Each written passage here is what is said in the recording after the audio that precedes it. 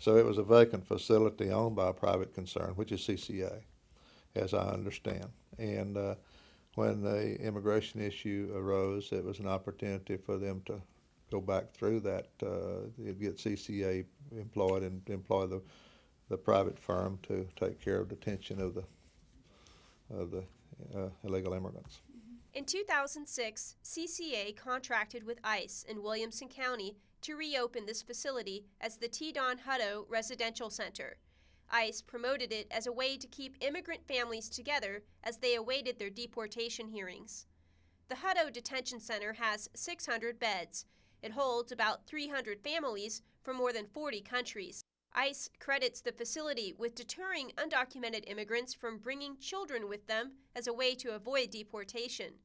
CCA is paid $200 a day for each detainee.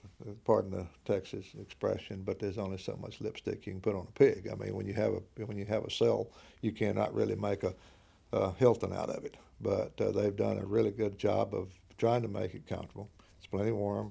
Since the Hutto facility opened, human rights advocates have protested against the detention of children and asylum seekers. What they're doing to people within that facility is not as humane as we would want it to be. The American Civil Liberties Union sued to force CCA to provide education services for child detainees. In 2007, ICE held Williamson County liable when a guard sexually assaulted an inmate at Hutto. The county threatened to withdraw from its contract and held public hearings on the issue. The conditions at the facility are light years better than what many of these people have come from. CCA focused their attention on jobs. But there's a lot of stakeholders. As one of our employees mentioned, we've got the staff to think about. Obviously, we've got 280 staff that are working there today that are meeting this mission of this facility.